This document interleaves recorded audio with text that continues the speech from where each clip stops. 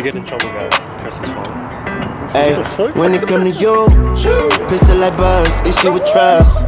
Won't let no one get a piece of your love.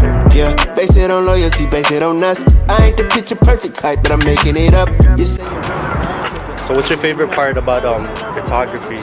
After doing the photo shoot and seeing like work being put into it, I feel like a lot of models don't think that they won't be able to do it, but once you show them the photos, how amazing they look, it just gives them more encouragement, or gives them that positivity and that energy to do more of it. I'm with my boy Chris, Hey. the photographer. I've known this guy since high school, like grade 9, man. We lost touch, but then as soon as we both got back into our careers, we sound like a couple. We ended up in each other's lives again. But how'd you get into the photography game, bro? So actually one of my exes and my best friend actually put me on game. My best friend just brought a camera to dance practice one time, and he was just showing me like the ins and outs of like photography. And then my ex at the time had a camera, and she let me borrow it until I bought the one that I have now. And ever since then, I think that's probably like 15, maybe 2016. I've just been like shooting ever since, so it's like 5, maybe 6 years now. At what point in photography were you like, I want to run with this, like I want to go 100% with this, like I love this? I think when I got like flown out to Miami, so like 2018, like January, I just come back from like San Francisco with a couple of my buddies, and I was snapping pics out there, and it was just like, it was a good time, whatever. And it was the first time like I've ever been to California. But when I got back, one of the girls I used to work with, she was like, hey, do you want to come to like Miami and shoot some of like the dresses that I have? I have a model. It's gonna be me, you, the model, and my assistant. So I was like, okay, cool. This is like the first time ever anyone's like ever like flown me out to anything. And oh, you got flown now? Yeah, I didn't have a lot of experience, so I was just like, okay, cool. Like I've been shooting like portraits for maybe like a year and a half, and I guess people like really rocked with it. So I was like, yeah, I'm down for sure. And then when I got to Miami and the Airbnb and just it overlooking like downtown and what is it, South Beach? Yeah. I knew right then and there, and I was like, damn, like I could really do this. Like I could 100% like not drop everything, but like really work towards this goal of me going to exotic destinations or like play around like the States or even Canada and just like create content or take pics or whatever. So I'd probably say like 2018 in Miami, 100%. Like that's when I feel like I could do this. Just seeing you can make money out of something you love. Yeah, right? exactly. So, and you get to meet great people, you get to go to like dope places, so like why the heck not, right? Yeah. What's one piece of advice you could give to someone who wants to get into the photography game? I'm gonna give y'all 2. Or all the advice you could give. 2. Okay, so the first piece of advice I would definitely say is shoot as much as you possibly can. Doesn't matter what you shoot or who you shoot. It could be, the action figures in your room, homies that you've known for a really long time, families, friends, whomever, girlfriend, boyfriend.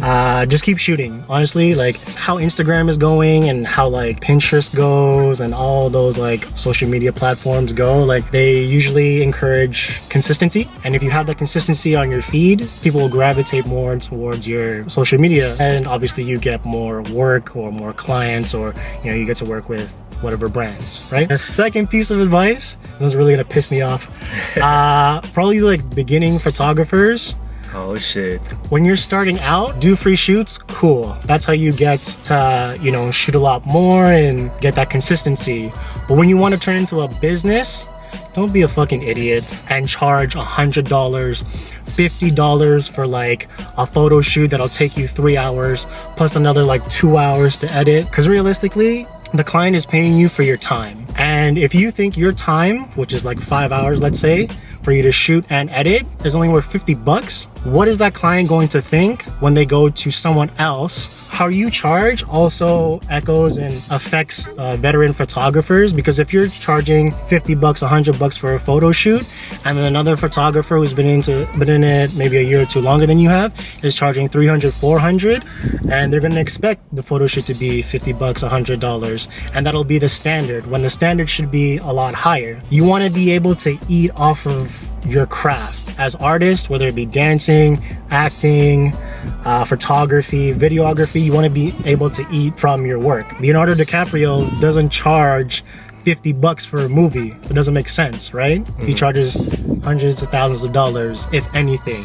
and that's how he eats. So why not do that with photography or videography or dance or whatever? It just makes lots more sense, you know, and it helps me out, it helps you out in the future. My boy JC, he's a barber too. He touched on that, man. He was he's like, realistically, if every barber charged a certain price amount, then all of us could be eating a lot more. You want to shout out your Instagram, bro, where they could find you?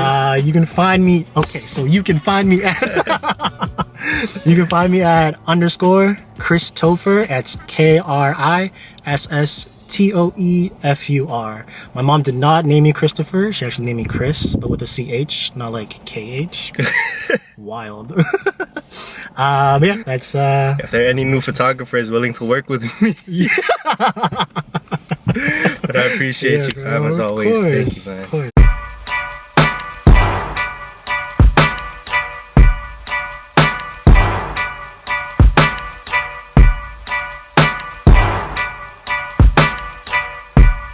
With my homie Alba just now. I met this man when I first got into the barber game, bro. He's one of like the most successful young barbers I know. So how'd you get into the game, fam? When I was like around like 12 years old, my mom would like used to cut like me and my brothers. It just became a routine thing, you know, like we would go to the barber shop. There's a barber shop like right here in the ends by Markham and Shepherd, and we would go there, but the haircuts at the time are like 20 bucks, you know, and it's me and my brothers, $20 a cut each, you know, and at the time it was like expensive for my mom, so like she would just be cutting our hair and I would be showing her like, you know, how to do the lineup and like how to fade the sides and stuff, and like she just basically told me to like do it myself, you know. So I started doing it myself, started practicing on my brothers. And this is like all going on like during elementary school, you know, so like by the time I got to like high school, I already like developed the basics and like the foundations of like doing hair. By the time I got to high school, I just used that as like an opportunity to like to gain clients, you know, people in my grade, and getting like people from different grades and like people from different schools, and I just used that to open my business pretty much, you know. At one point in barbering was like your favorite moment where you're like, I really fuck with this, I want to go 100 with this? I would have to say like high school, because even like in grade 11 I was still kind of iffy about like what I want to do like after high school, you know. But like by the end of like grade 11 I kind of knew like this is like what I want to do for the rest of my life, you know. Like I kind of planned it out what my steps are gonna be like from after high school. I went to like hair school. From hair school I started working at another shop on Brimley and Eglinton, G&G Hair Studio. Shout out to G. Yeah, legend, bro. Yeah, from there I just made the decision to open up my own shop with Jay, you know, and like that's pretty much been a part of like the whole plan. You stepped out of just being a barber, you're a barbershop owner now. Shout out to La Section. What's the biggest life lesson you learned from transitioning just to being a barber to a barbershop owner? It's a lot different. You know what I'm saying? Like when you're just a barber and you just work behind a chair, like that's all you're really like worried about is like yourself and like if you're gonna get paid. When you're a shop owner now, you're taking care of like everyone, you know what I'm saying? It's not just about you and if you do good, because you know like what does it matter if I'm doing good but like the people on my team need help and they're not doing good, you know what I'm saying? So it's like it's about taking care of like everyone on your team, you know what I mean? For any up-and-coming barbers or young barbers, bro, what's one piece of advice you could give them? Network. Go out there and meet people that want to put you on and want to share game with you, you know, because that to me is really valuable, you know, because once you meet someone who wants you to win, they want to put you on, then it's like you're fucking with someone who genuinely wants you to be successful, you know what I mean? And like to me that's valuable. Like money can't really buy that. But yo, go check out Alba and his team at La Section when they open back up. Appreciate you, fam. No problem, brother. Thank you. Come visit my zone. Don't take my word. Double check all of my flows. Ask them how hustle got on, but fuck what you heard. This for who walk down that road. Sold everything but they sold. Straight off the curb. Real niggas rich as you nerds. Address to whom and make it. Yeah, I'm with my boy JC right now. What's goody? I had the pleasure of working with him for like years, bro. I not only grew up with him in like the barber game, but I felt like, I'm gonna make this guy cry. I felt like I grew up with him in life, bro. When he got fully booked, I pushed to get fully booked. When I got my first car, he got his car after. When he got his first crib, I had to get my crib like a year or two later, man. As a subtle competition. Yes, sir. But how'd you get into the barber game, bro? Damn, I got into the barber game by fluke, I would say. I was mad young, 16. My first time cutting hair, my brother, he was about to go on a date. And you know, back in the day, like, your parents don't want to pay for your haircuts, blah, blah. You got clippers at the crib. So he's like, yo, ma, try and get a haircut. She's like, nah. He's like, okay, can you give me money to get a haircut? She's like, nah. And then I was like, bro, I'm bored. It's probably like a Saturday. Let me cut your hair. Whenever I cut his hair, fuck this shit up. But it was better than what he had. Went on his date, blah, blah. Next day we're at school.